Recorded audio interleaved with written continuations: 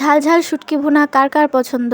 আজ আমি ২ ধরনের শুটকি ভুনা করে দেখাবো। মানে রেসিপি না, আমি জাস্ট বাসায় তৈরি করেছিলাম, সেটাই আমি শেয়ার করব।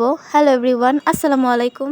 প্রথমে এখানে আমি পেঁয়াজ, রসুন আর কাঁচামরিচকে কেটে নিয়েছি। আর এখানে হচ্ছে চাপিলা মাছের শুটকি নিয়েছি। এটা হচ্ছে বাসায় তৈরি করা এই শুটকিটা। তো আমি প্রথমে একটা প্যান বসিয়ে দিলাম। প্যানের মধ্যে হচ্ছে ওই যে পেঁয়াজ, রসুন আর কাঁচামরিচ কেটে রেখেছিলাম, তার সাথে হলুদ আর মরিচের গুঁড়া দিয়ে আমি এটাকে তেলের মধ্যে দিয়ে দিলাম। তারপর হচ্ছে ওই যে শুটকিগুলোকেও আমি দিয়ে দিলাম।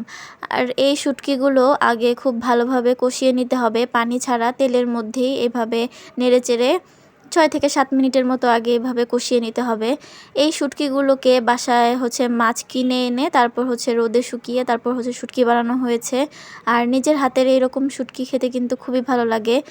আর এই যে আমার শুটকিটা কিন্তু ভালোভাবে ভাজা শেষ, একটু কষানো শেষ আর কি। তো এখন হচ্ছে আমি এখানে একটু সামান্য পরিমাণ পানি দিয়ে দিব, মানে এই যে এই বাটি ধোয়া পানিটা আমি একটু দিয়ে দিব, দিয়ে হচ্ছে এটা কিছুক্ষণ আমি আরও কষিয়ে নিব। তারপর হচ্ছে আমি এটাকে সুন্দর করে নাড়াচাড়া দিয়ে ঢেকে দিব। আর এই শুটকিটা কিন্তু খেতে খুবই মজা গরম ভাতের সাথে। যারা খাননি এভাবে রান্না করে একবার খেয়ে দেখবেন, খুবই ভালো লাগে খেতে। তো এখন আমি এটাকে কষাতে দিব, তার জন্য আমি ঢেকে রেখে দিয়েছিলাম ২-৪ মিনিট। তারপর হচ্ছে উঠিয়ে দেখলাম পানিটাও শুকিয়ে গেছে। তো এখন হচ্ছে এটাকে নাড়াচাড়া দিয়ে তারপর হচ্ছে পর্যাপ্ত পরিমাণ পানি দিয়ে দিব এই সব কিছু সেদ্ধ হওয়ার জন্য আর খুব ভালোভাবে এটা রান্না হওয়ার জন্য। তো দিয়ে এখন আমি ভালোভাবে নেড়েচেড়ে পানিটাকে মিক্সড করে দিলাম। এখন হচ্ছে ঢাকনা দিয়ে আবার ঢেকে দিব।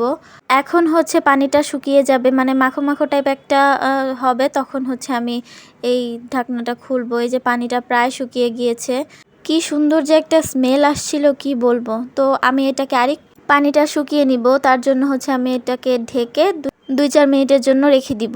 তো এই যে আমার এটা কিন্তু এখন আমি নামিয়ে ফেলবো শুটকি ভুনাটা।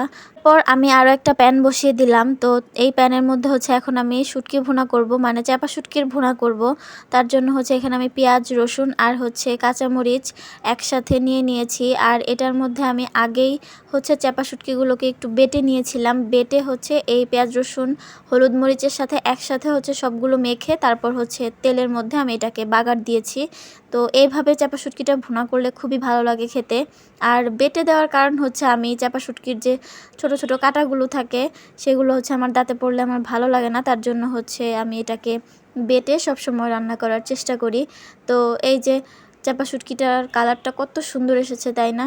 তো ঢেকে কয়েক মিনিট রান্না করার পর ঠিক এই রকমটাই হবে। আর এই চাপা শুটকি ভুনাতে কিন্তু তেমন একটা পানি ব্যবহার করতে হয় না, এটা তেলের মধ্যেই খুব সুন্দরভাবে রান্না হয়ে যায়। ঢেকে কয়েক মিনিট ধরে রান্না করলেই খুব সুন্দরভাবে হয়ে যায়।